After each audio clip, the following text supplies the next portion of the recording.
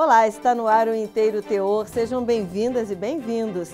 Nesta edição vamos falar da importância do respeito aos princípios que regem a administração pública, como a moralidade e a impessoalidade, e também sobre o papel do Estado na conservação das estradas. Confira comigo. TRF da Primeira Região condena ex-funcionária da Justiça Federal por exploração de prestígio.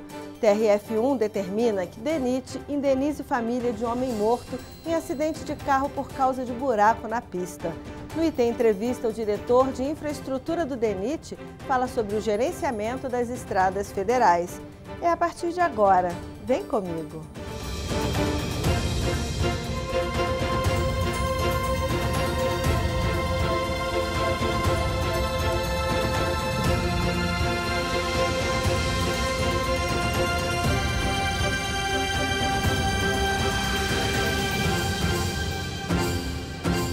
No Brasil, é difícil dizer com precisão quais as origens do "você sabe com quem está falando?", mas o sistema colonial, o regime escravocrata, o coronelismo e o nepotismo político, que confunde o que é público e o que é privado, deram condições para a carteirada reinar.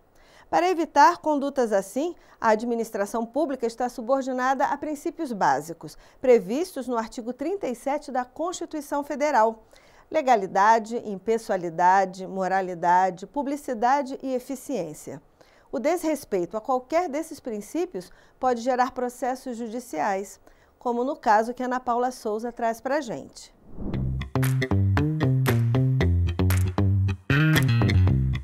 Então, Lineu, você vai poder me ajudar? Vender comida sem controle de qualidade é crime. Eu não participo disso. Mas quem disse que você precisa participar, Lineu? Só precisa fazer vista grossa. O personagem Lineu, do seriado A Grande Família, é um servidor público modelo que não se vale da posição de fiscal sanitário para obter vantagem pessoal. Sua conduta exemplifica na prática a moralidade, que deve ser regra para todo servidor ou agente público. A Lei 8.112, conhecida como Estatuto dos Servidores Públicos, estabelece no artigo 117 que ao servidor é proibido receber propina, comissão, presente ou vantagem de qualquer espécie em razão de suas atribuições. Ao transgredir essa regra, o servidor pode responder pelos crimes de tráfico de influência ou, a depender do âmbito em que isso acontece, ao crime de exploração de prestígio. Ambos estão relacionados com a obtenção de vantagem por meio da influência ou reputação. Mas qual é mesmo a diferença? O tráfico de influência, previsto no artigo 332 do Código Penal brasileiro, consiste em solicitar, exigir, cobrar ou obter para si ou para outrem vantagem ou promessa de vantagem, a pretexto de influir em ato praticado por funcionário público no exercício da função. Ou seja, alguém utiliza indevidamente de influência para obter benefícios ilícitos junto a agentes públicos. Já a exploração de prestígio está tipificada no artigo 357 do Código Penal, sendo praticada no âmbito do Poder Judiciário, quando alguém que não exerce cargo público solicita ou recebe dinheiro ou qualquer outra vantagem em troca de influenciar um juiz, jurado, perito, tradutor, intérprete ou testemunha. Ou seja, o criminoso utiliza-se de sua condição social ou de relações pessoais para obter vantagem ou favorecimento em razão de sua reputação ou influência sobre terceiros. A diferença entre esses crimes mudou os rumos de um processo julgado aqui no TRF da Primeira Região. A quarta turma analisou o caso de uma mulher ex-funcionária da Justiça Federal em Guanabi, na Bahia, que cobrou R$ 800 de uma cidadã para acelerar o tempo de tramitação de um processo. Segundo a ré, por ter trabalhado na Justiça, teria um conhecido que a ajudaria a resolver a demanda processual de forma mais eficiente. A princípio, ela foi condenada por tráfico de influência, mas quando o caso chegou ao TRF1, a condenação mudou para exploração de prestígio, pois a fraude teria ocorrido no âmbito do sistema de justiça. O relator do caso foi o desembargador federal César Jatahy. Ele ressalta que essas práticas ferem princípios como o da impessoalidade e podem gerar punições para quem pratica. Fere todos esses princípios que regem a administração pública, né? E se for um servidor público, ele pode responder a um processo administrativo, se ele pode perder o cargo, etc. Tudo pode acontecer com ele, todas essas sanções, né? O desembargador explica como essas práticas prejudicam a prestação dos serviços públicos. A vítima leva um prejuízo e também o prejuízo em relação ao sistema de justiça é grande também, pelo descrédito que passa, a imagem ruim que passa para o terceiro, para a vítima ou as vítimas, né?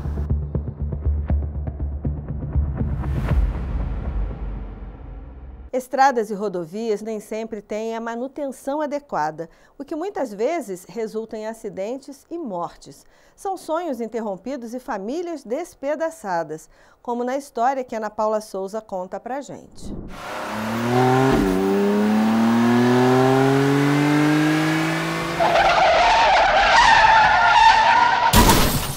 69 mil. Segundo o Instituto de Pesquisa Econômica Aplicada, o IPEA, esse é o número aproximado de pessoas que perdem a vida ou ficam gravemente feridas todos os anos em uma das principais causas de morte no Brasil: acidentes envolvendo transportes terrestres. 20% dos casos ocorrem nas rodovias federais. Esses números, entre outras coisas, provocam fortes impactos sobre o orçamento público e a renda das famílias atingidas.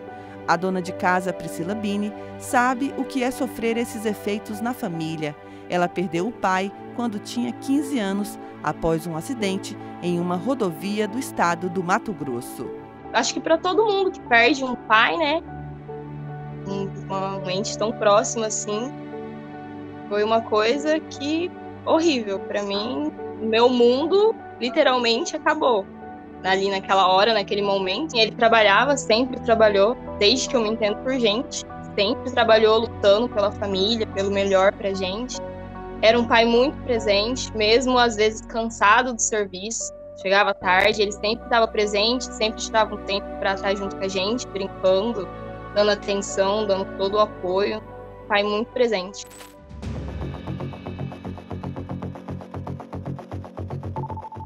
De acordo com o Boletim de Acidente de Trânsito da Polícia Rodoviária Federal, no Mato Grosso, o pai de Priscila perdeu o controle da direção em decorrência de um buraco na pista de rolamento, que danificou um dos pneus do veículo.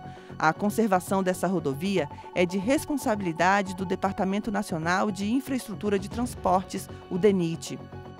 Segundo o artigo 82 da Lei 10.233 de 2001, são atribuições do DENIT, entre outras coisas, administrar diretamente ou por meio de convênios de delegação ou cooperação os programas de operação, manutenção, conservação, restauração e reposição de rodovias, ferrovias, vias navegáveis, eclusas ou outros dispositivos de transposição hidroviária de níveis em hidrovias situadas em corpos de água de domínio da União e instalações portuárias públicas de pequeno porte.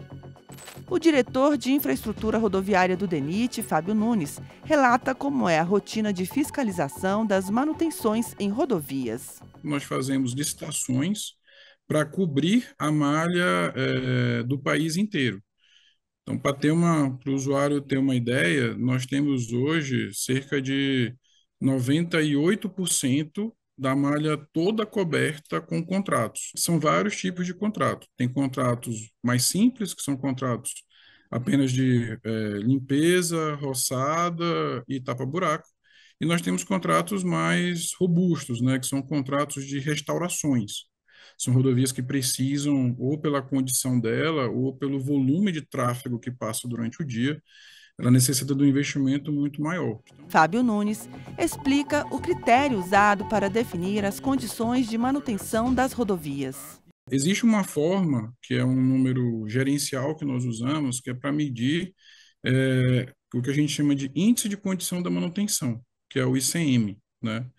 Então, o ICM, basicamente, ele é um número, ele é uma metodologia que ela é baseada nos normativos técnicos do DENIT para avaliação do pavimento, e ela é composta, basicamente, de 2 itens. Uma parte da nota é caracterizada pela avaliação da superfície do pavimento em si, e uma outra parte da nota ela é composta pela faixa de domínio. Então, a gente avalia nessa segunda parte da nota se a sinalização está visível, se a sinalização, as placas estão visíveis, se a sinalização horizontal ela está visível, né, tanto principalmente durante a noite, né, se os elementos de proteção do usuário como defensas estão no local, se os elementos de drenagem da rodovia estão íntegros. E foi exatamente por meio de um convênio que o DENIT estava administrando a manutenção da rodovia em que o pai de Priscila morreu. O órgão contratou a empresa EMPA Engenharia para realizar os cuidados necessários. Contudo, essa terceirização não exime o DENIT de responsabilidade em casos de acidente e necessidades de reparação. E como vimos, mesmo com o trabalho de fiscalização para manter as estradas em boas condições, acidentes acontecem por falha na manutenção. Após a apuração do acidente, a questão chegou à Justiça Federal. Ao analisar o caso no TRF da Primeira Região, a relatora, desembargadora federal Ana Carolina Roman, destacou que ficou comprovado que o acidente foi ocasionado por negligência do DENIT, que não promoveu a manutenção e o reparo adequados a proporcionar segurança a quem trafega no local. Por isso, a decisão determinou que a autarquia federal deve indenizar Priscila, sua mãe e seu irmão por danos morais no valor de R$ 374.800, mais R$ 7.300 por dano material relativos aos gastos com o sepultamento. A decisão também fixou o pagamento de pensão mensal estabelecida no valor de 2/3 do salário mínimo, a ser dividida igualmente entre os três. Uma reparação devida, já que, na época, a família passou por dificuldades financeiras. Foi um momento bem complicado da nossa vida, porque meu pai que provia tudo em casa, né? Ele trabalhava na época, meus irmãos eram de menor ainda. Minha mãe também não trabalhava na época, ela cuidava da gente, ficava mais em casa mesmo. E depois que meu pai morreu, a gente teve que se virar, né?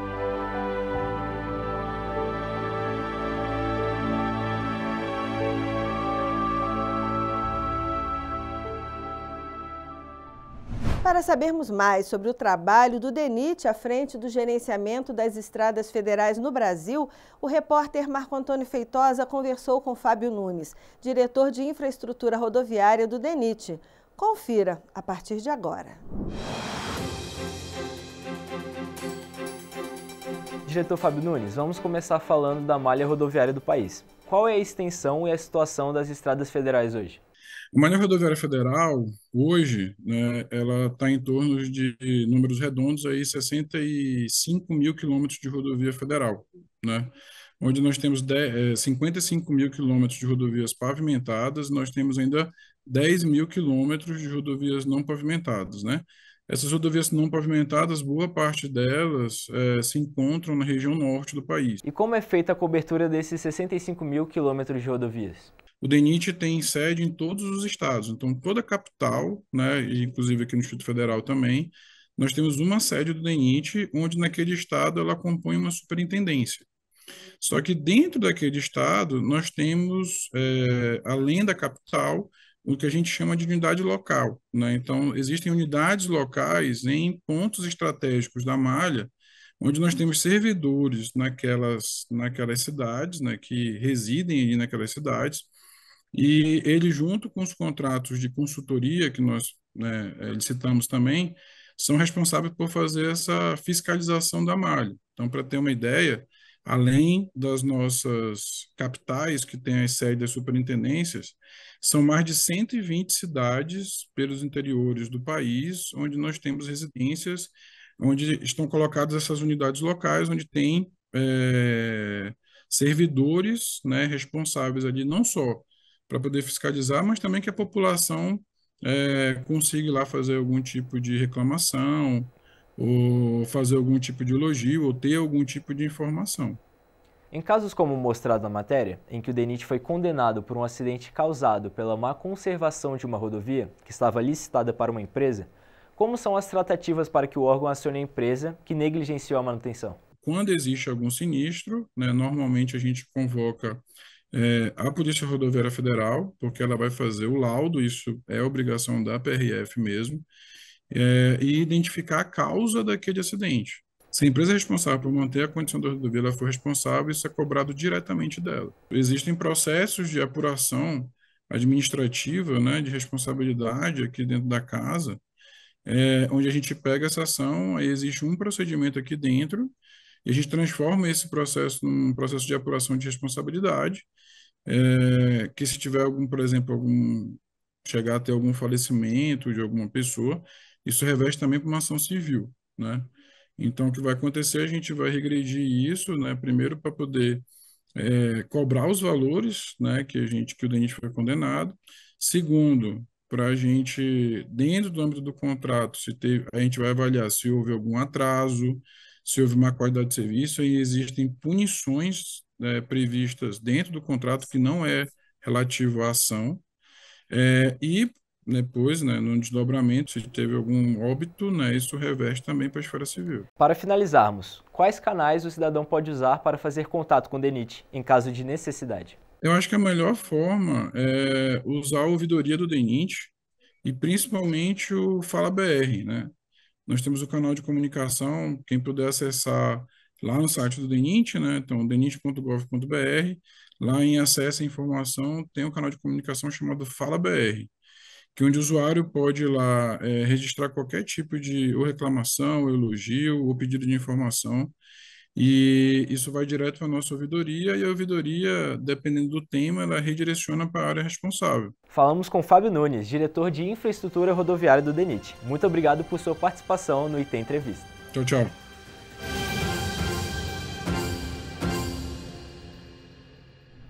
Termina assim o Inteiro Teor.